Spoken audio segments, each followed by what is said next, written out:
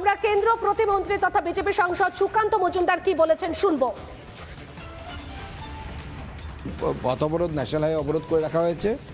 63176 passenger train, সেই passenger train থেকে সমস্ত যাত্রীদেরকে নামিয়ে দিয়ে পাথর মারা হয়েছে এবং ট্রেনটি জ্বালিয়ে দেওয়ার চেষ্টা হচ্ছে। ভয়ঙ্কর পরিস্থিতি, পুলিশ দুধেল গায়ে দেখে কিছু করছে না। রাস্তার উপর আজকে যেটা দেখছেন সেটা কোনো আলাদা বিচ্ছিন্ন ঘটনা নয়।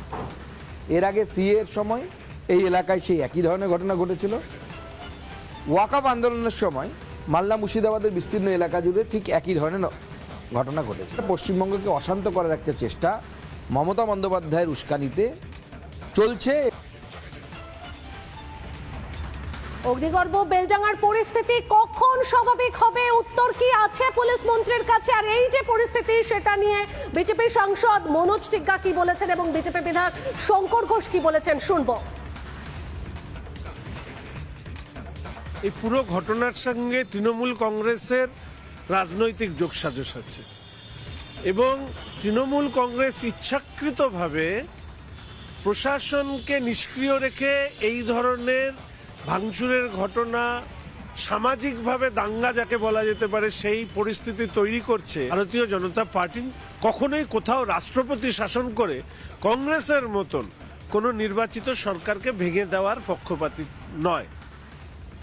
একদম ঠিক, সরকারের বাইরে সবকিছু চলে গেছে, তাই মানুষ যা খুশি তাই করছে। মানে আইন শৃঙ্খলা বললে কিছুই নেই, মানে ভগবান ভরসায় আমরা বলতে পারি যে এই রাজ্য চলছে।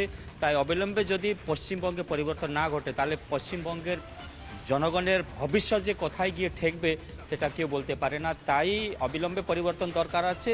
পরিবর্তন না হলে পশ্চিমবঙ্গকে কেউ ঠেকাতে পারবে না। কেননা পশ্চিমবঙ্গে পরিবর্তন শুধু রাজনৈতিক পরিবর্তন নেই, আর ন্যাশনাল সিকিউরিটিটাকে মাথায় রেখে পরিবর্তনটা অত্যন্ত জরুরি আছে।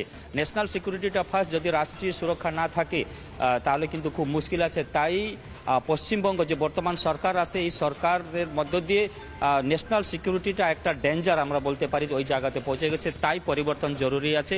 আর যা ঘটছে আমি মনে করি যে মুখ্যমন্ত্রী আইন শৃঙ্খলা কিছু মানে না, একটা সরকারি সংস্থার কাজে যারা হস্তক্ষেপ করতে পারে তিনি ঢুকে ফাইল এবং হার্ড ডিস্ক নিয়ে চলে যেতে পারে, তাহলে উনার মধ্য দিয়ে সাধারণ মানুষ কি শিখবে?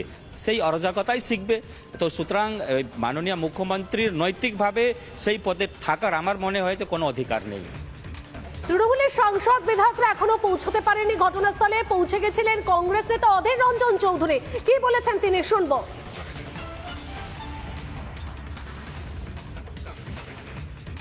সেই ফেরিওয়ালারা একা থাকে, তারা দলবল নিয়ে যায় না, তাদেরকে আটাকটা বেশি করছে।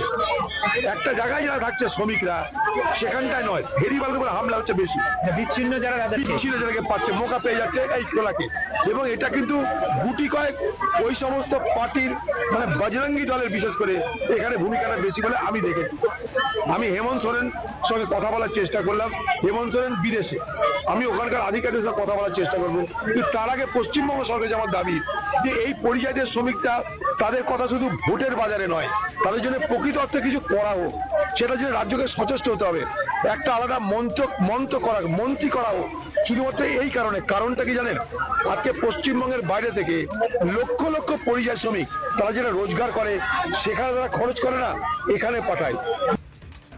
নানা ধরনের কন্টেন্ট দেখার জন্য লাইক করুন, শেয়ার করুন আমাদের ফেসবুক পেজ, সাবস্ক্রাইব করুন আমাদের ইউটিউব চ্যানেল। পাশাপাশি অন্যান্য ব্রেকিং নিউজের জন্য অবশ্যই চোখ রাখুন রিপাবলিক বাংলায়।